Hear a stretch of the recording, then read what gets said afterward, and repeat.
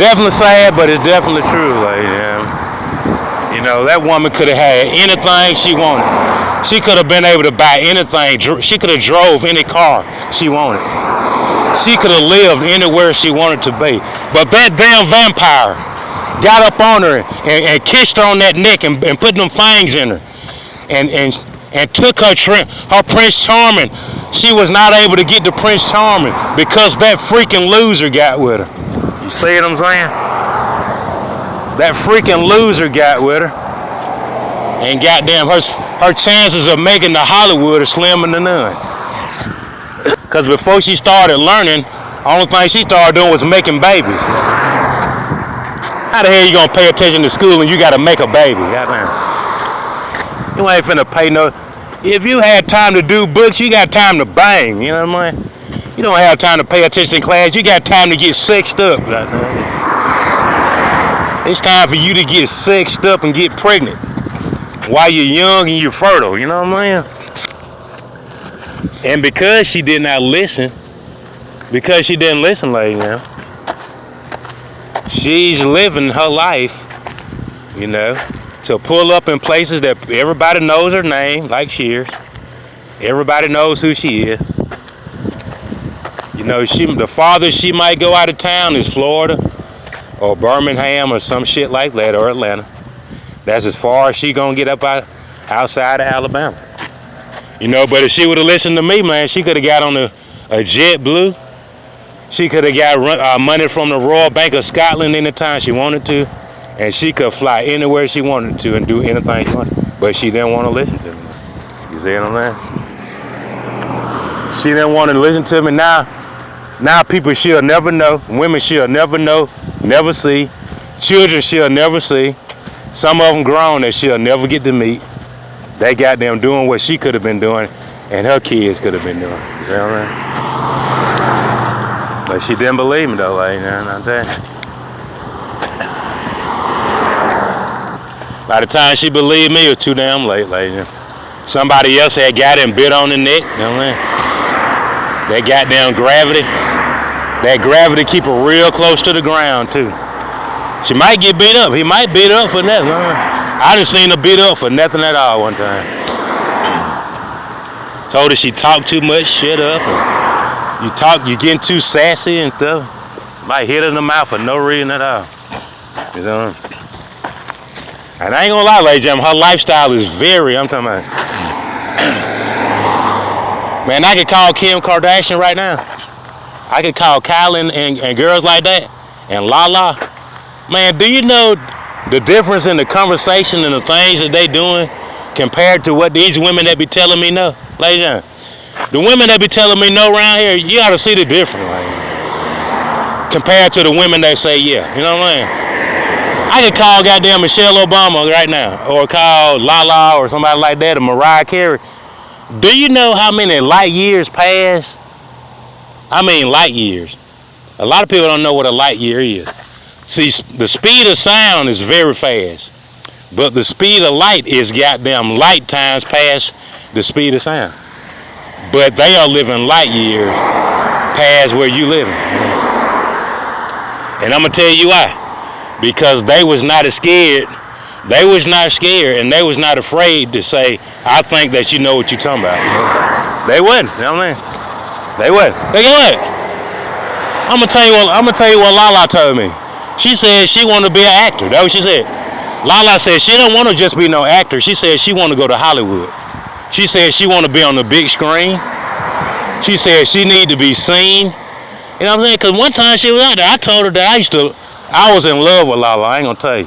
When Lala was with MTV, I was really in love with that girl. I'm trying to tell you. I wanted to do her real bad. I ain't gonna lie. I was like, I'm gonna get that girl somewhere and do it to her. You know what I'm saying? And I used to just see her on TV. But I'm gonna tell you, she knew that she was like, this guy controlling a lot out here, because she said she can feel that thing in the room. You know what I'm saying? That's what she said. Out of all them people. That's what Lala told me. Lala looked in that camera one day. When she was doing that MTV, she was doing those videos. I'm talking about, this was years ago. This was when she was in her 20s. She was like, dang. She said, She told me she feel Coronado's thing in the room. That's what she said. Tell. And I'ma tell you, lady, and she said she will never, she said she don't care how far she made it, she'll never forget about me. Because there's a lot of people that come in the room, but it's only a few people whose thing can get in the room. You see what I'm saying? Not that. But one thing I tell you, Lala, whenever you finish doing what you're doing, I would love for you to talk to these girls in Montgomery, because they ain't gonna listen to me. Whoever they listen to, this dude from the bar or this nigga from the seafood thing, man, the nigga got them stuck in poverty, Lala. That's all I can tell you. They stuck in poverty and I ain't going nowhere. You know what I mean? I can tell Lala, goddamn, I wish she could just come down here and mentor them when she get through. Because you know what Lala thought? She thought that power was over with. She thought it was over. She thought they weren't gonna do but a season of power, you know what I mean? Now they got back on, they on TV again. They got them on TV again, like, yeah. Coming back for a harder season. You see what I'm saying? But I ain't gonna lie, I wish that Lala could come down to Montgomery or do a show on TV and get these women back on some type of, I mean, I ain't saying they ain't on a good path, but as far as getting out of poverty, I don't see them. I don't see them getting out of poverty doing what they're doing. It ain't finna happen. So the way they're doing things, they losing Montgomery Mall, you know what I'm saying? They losing everything. They losing Kmart, Montgomery Mall. They losing Checkers, Riley's, Old Charlie's. It ain't nothing that they ain't losing. They losing Top Fashion. They even lost the goddamn Salvation Army thrift. How the hell do you lose a thrift store? They lost a thrift store. I would like Lala to get on TV and tell them girls tell them the key to success, Lala. Tell them who they need to pay attention to and why they need to pay attention to them. Just in case they don't listen to me, maybe they have some values, you know what I mean, to help them get. Because you know what they need? You know what the women in Montgomery need? They need probably about 60 women in Hollywood to represent them. They do. They need 60 women from Montgomery in powerful places in the government, in Hollywood, in sports, to represent them and keep their girls and women influential and powerful. You know what I'm saying? Because now they don't have nobody. Only guy they listen to is a nigga from the damn restaurant, you know what I'm saying? And they don't have nothing. It's sad. They don't have nothing, man. They don't have anything. I'm talking about, it's sad. I ain't never seen nothing like it. Man, when I was growing up, man, them girls used to listen. I ain't gonna lie. When I was growing up, if somebody like me said, hey, can I call you? Can I get your number and talk to you? They used to say, hell yeah, I used to talk to them all the time. You know what I mean? Now, goddamn, the only dude they talk to is a nigga at the restaurant. Like, yeah. You see what I mean? That's the only guy they talk to. And you know, he hooked up with the crooked police and stuff like that. The only thing that they vibing off of, Lady Jen, is that goddamn buzzard, that, you know, that guy I told you stole my painting from me? He was a radio show host. And he called a dude, frat brother, down to the radio station, and he goddamn ripped his ass. He ripped him a new asshole. He ripped him my asshole, like that. You know? And what they were saying was that the dude was in trouble when he came to Montgomery, you know what I'm saying? They said this dude was involved in a murder and a shooting before he came to Montgomery.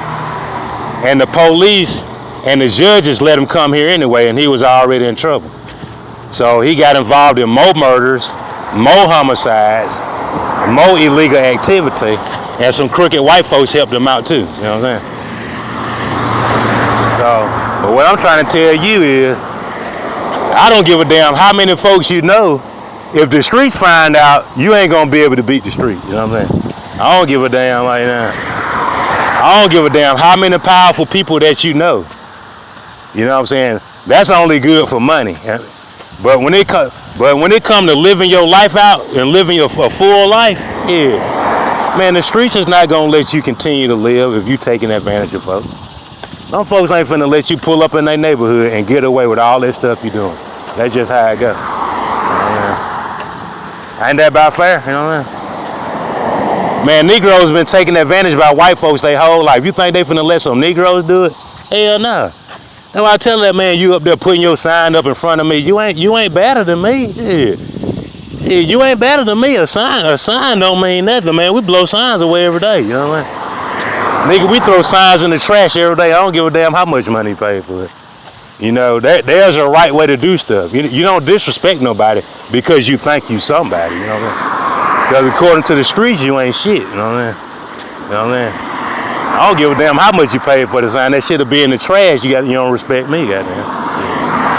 That shit'll be in the trash and you won't get elected. You know what I mean? Because what you gonna realize is you don't control shit. You know what I mean? For real.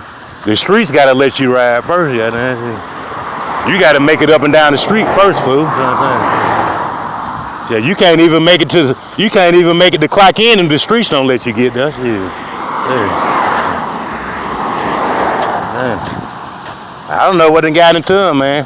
So I was like, man, you think we finna let you run over Negroes as bad as these white folks been treating Negroes? Man, a Negro complaint is a white folks been taking advantage of them their whole life. You think we finna let you get in power when you finna run over Negroes too? Hell no. It ain't finna happen, cuz. Goddamn, you finna tone it down and you gonna get back in line, you know what I mean? It gonna be like you ain't never been elected, goddamn, if you don't get right. It's sad, but it's true, man. A lot of time, the older folks get, the sweeter they get. I ain't gonna lie. You know, it's just like a watermelon, like, yeah. You know, they say older, the wiser you get. I don't know.